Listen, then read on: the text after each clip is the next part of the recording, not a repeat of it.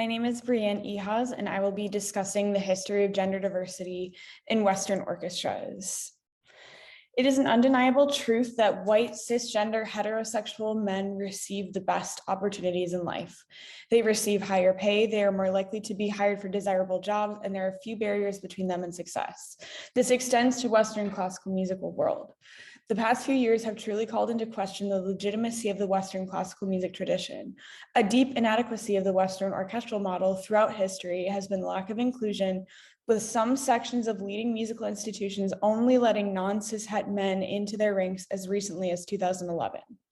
In this presentation, I will examine the historical employment trends of major Western orchestras through the lens of gender. My goal is to showcase hiring habits of orchestras, as well as if and how certain measures such as blind auditions and gender-based initiatives have changed the aforementioned hiring habits. Certainly, we can look to those trends as a means of analyzing where change needs to come from in order for gender inequality in Western music models to be eradicated. Throughout history, gender roles and stereotypes have been a constant in Western society. These gender stereotypes extend to the Western music world. This is evidenced by the preservation of these said stereotypes through historical art. In Rita Stublin's article, The Gender Stereotyping of Musical Instruments in the Western Tradition, from the Canadian University Music Review, Stublin provides this evidence to suggest that gender stereotypes imposed upon musical instruments has deeply affected the presence of women in music. Even from the time of early religious scriptures, certain musical instruments had corresponding genders. A tangible example Stublin gives is Luca della Robbia's marble masterpiece Cantoria, made originally as a choir loft in the 1430s. In this sculpture, boys are depicted playing instruments deemed quote unquote raucous and noisy. This includes drums, fifes, and trumpets. Meanwhile, girls are shown with plucked instruments such as a harp and a psaltery. These instruments played by girls are in contrast considered to be softer and calmer than the instruments played by the boys. As Cantoria illustrates in the words of a biblical psalm, it can be inferred that this notion was widely believed and accepted by society. The idea that women were generally associated with softness deeply affected the instruments deemed accessible for women to play. In 1528, Baldassare Castiglione wrote a book called The Book of the Courtier, which detailed many societal expectations, including the decorum of women and the implications of their chosen instruments. About a woman, Castiglione writes, "It is not seemly for a woman to handle weapons, ride, play tennis, wrestle, and do many other things that are suited to men. Not only would I not have her engage in such robust and strenuous manly exercises, but even those that are becoming to a woman, I would have her practice in a measured way and with that gentle delicacy that we have said befits her. The musical instruments that she plays ought, in my opinion, to be appropriate to this intent. Consider what an ungainly thing it would be to see a woman playing drums, fifes, trumpets, or other like instruments. And this because their harshness hides and removes that suave gentleness which so adorns a woman in her every act." Women were further restricted from playing instruments on the basis of impropriety. These instruments included string instruments because of their quote unquote energetic and violent movements, wind instruments since they distorted the face and that was considered unladylike, and cellos specifically because of the positioning of the instrument between the legs. So what does that leave women with? Which instruments are not restricted by Castiglione? This leaves instruments deemed soft, often plucked, stringed, and with a controlled volume. This theme of control over women's musical choices plays well into the future of music making. In 18th century England, musical instruments were utilized as a tool to control women. This was achieved by encouraging women to study instruments like the virginal and later on the piano, which tethered them to the home since they were largely immobile instruments. In the 19th century, there was much gendered symbolism within women learning the piano. For instance, if a family could afford piano lessons for the women, it was a public display of baseline of wealth within the family. Furthermore, if a woman was proficient at playing the piano, it contributed well to a display of her reserved nature. The implication there is that rather than going after romantic conquests, she spent her disciplined time learning to play the piano. A woman's ability to perform on the piano in front of guests contributed to her quote unquote marriageability. In other words, if a woman could show that she was poised, accomplished, and well-mannered, she would secure a financially stable life situation. It is important to note that these notions of displaying wealth through women's music performance were brought down by the rise of the middle class. As the economy in Western Europe began to shift, music lessons became something that was accessible to more people and became less of a symbol of wealth. Throughout history, all declarations against women playing certain instruments come back to preserving this notion of genteel femininity. As mentioned previously, women were barred from playing string instruments because the fast movements were too improper, potentially implying a bad temper in a woman. The unladylike facial movements required by wind instruments barred women from learning how to play them. Weakness, a characteristic generally associated with women, juxtaposed the fortitude of sound in instruments like trumpet, drums, and horns, which dissuaded most women from learning how to play them. By the end of the 19th century, women were finally allowed to attend music schools. However, the damage had already been done. Early gender stereotypes greatly hindered female representation in music for centuries to come. While female representation in Western classical music spaces is generally on the rise, it has taken centuries for women to just be below equally represented in those spaces. We are almost 1/4 of the way through the 21st century. As women were historically excluded from professional music making, professional orchestral membership was exclusively male until the 1920s. Pausing here to show you a quick picture of Luca della Robbia's Cantoria. This used to be in the Florence Duomo, and now it is in a museum. Moving on to this graph showing ratios of gender broken down by instrument. In these exclusively male orchestral spaces, there were smaller groups formed here and there that were comprised solely of women, functioning as a space for women to perform professionally. For example, both the British Women's Symphony Orchestra and the Orchestra Classique, based in Manhattan, were organizations comprised of only female musicians. Interestingly enough, both World War I and World War II had a huge impact on the participation of women in mainstream orchestras. In particular, with the utilization of the draft in World War II, many members of the larger, more well-known orchestral organizations were in need of musicians. It was women who stepped in to fill those positions, which in turn led to a decline in need of groups like the British Women's Symphony or the Orchestra Classique. In 1930, Edna Phillips was the first woman to land a tenured position in an American orchestra. She was a harpist, and she was hired by the Philadelphia Orchestra. This was an important step forward for professional female musicians, since the Philadelphia Orchestra is considered by some to be part of the Big Five. In 1937, Ellen Bogota became the first female brass player to win a job in an orchestra.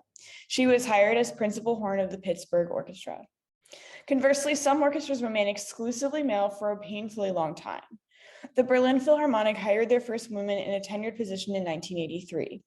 Even more shockingly, the Vienna Philharmonic did not have any women regularly employed in their orchestra until 1997. It should be noted that both groups often hired extra players who were female. However, the important detail here is that neither orchestra hired women for tenured positions until very recently. Promisingly, a study performed by Desmond Charles Sargent and Evangelos Himenides showed that the general percentage of women in orchestras is steadily on the rise. In some groups, women already make up 50% or more of their orchestras. However, that is not the case across the board just yet. Organizations have been resistant to bringing more women into their groups, and they cite some sociological concerns, namely interplayer relations, membership stability, opportunities for personal growth, facilities, and financial resources.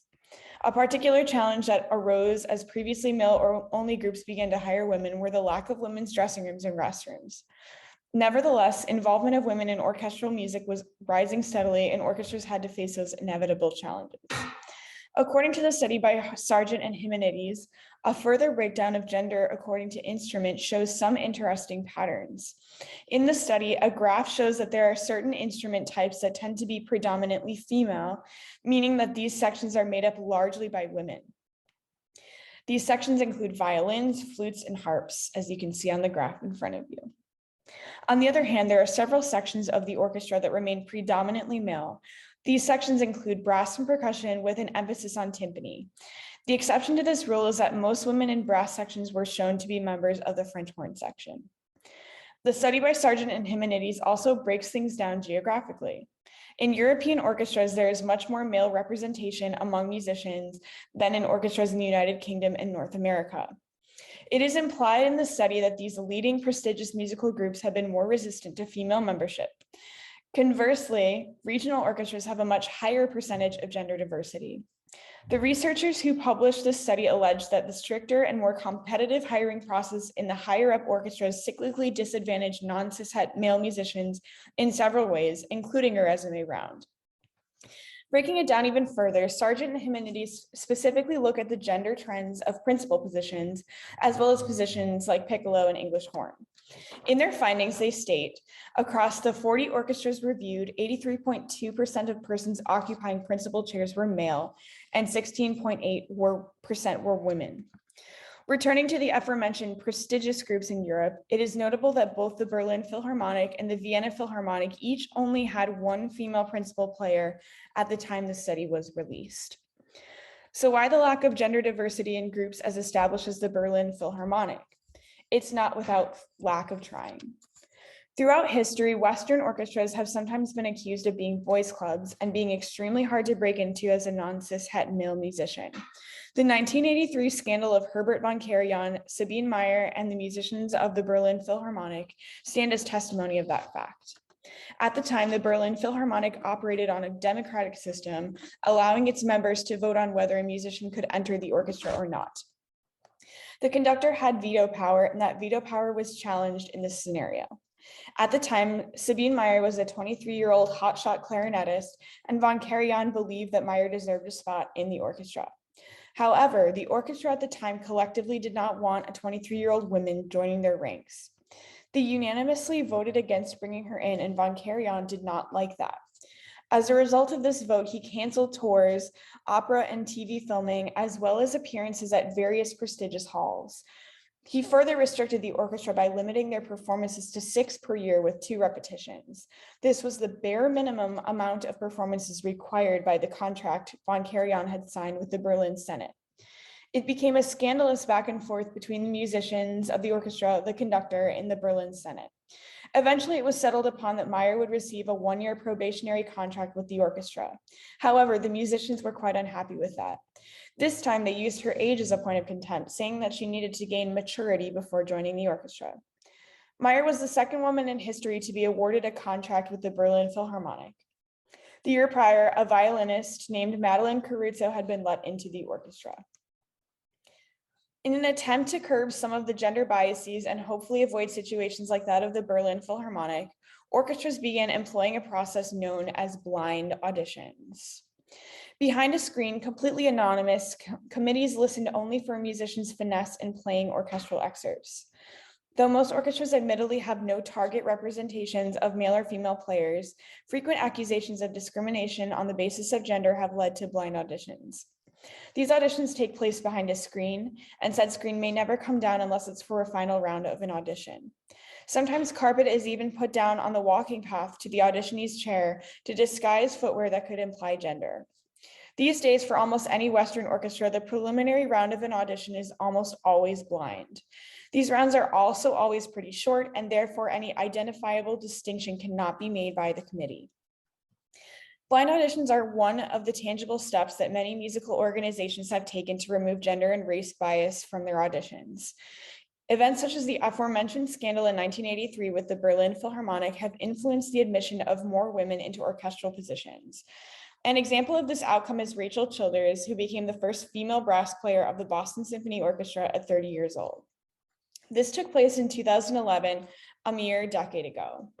It's no secret that Childers worked extremely hard to get to that point in her playing, with 2 degrees from the University of Michigan, 1 from the Colburn School, and a slew of professional gigs, including the Colorado Symphony. She was poised for success in an audition like this. Many female brass players idolize her for quote unquote breaking a glass ceiling in the brass playing world. As evidenced by the Sargent and Himanides study, brass sections remain a predominantly male area of the orchestra.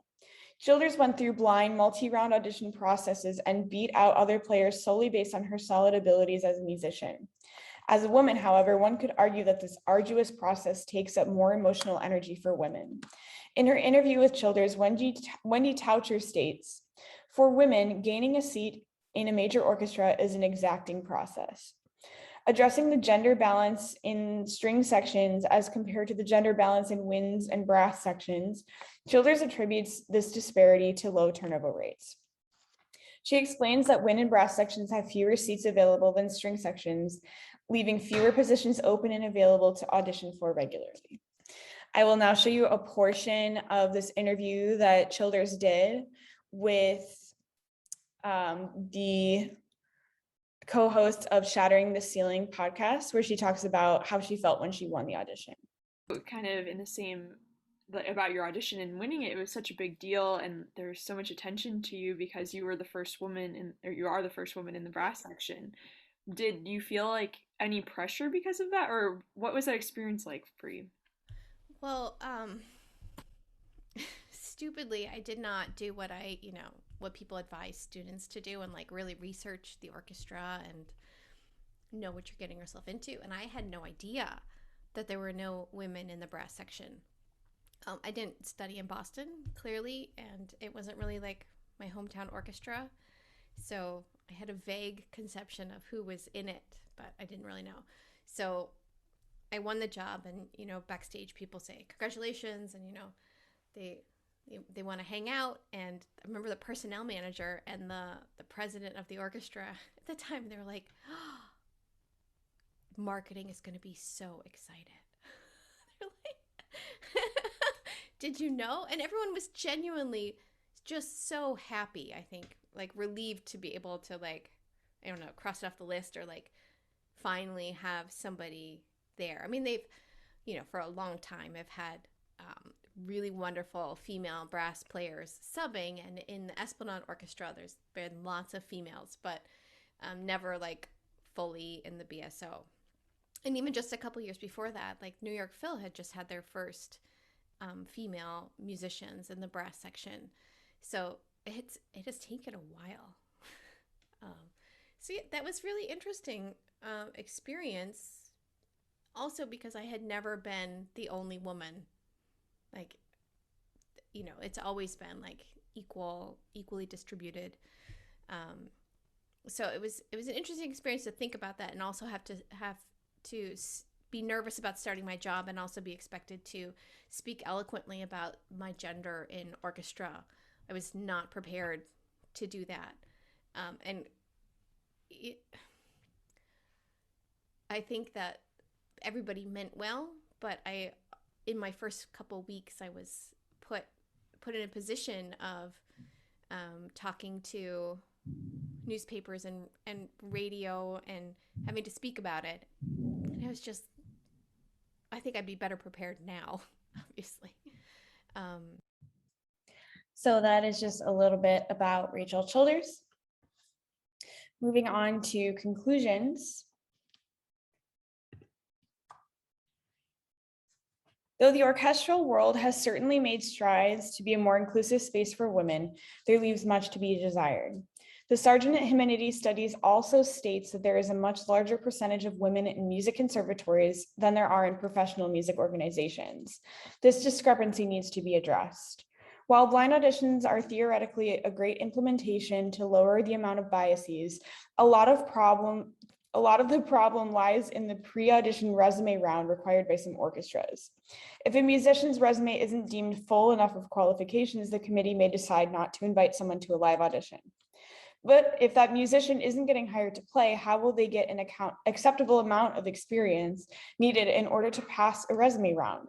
It can be a vicious cycle, and one that may unfairly be biased against women. Finally, women who have managed to achieve positions in orchestras can sometimes face a high amount of criticism, particularly from other women in the field who have not been as successful. Until a point of true constant equality has been reached, criticism of female musicians' success stemming from internalized misogyny must be considered deeply. Thank you so much for listening. I hope you enjoyed my presentation.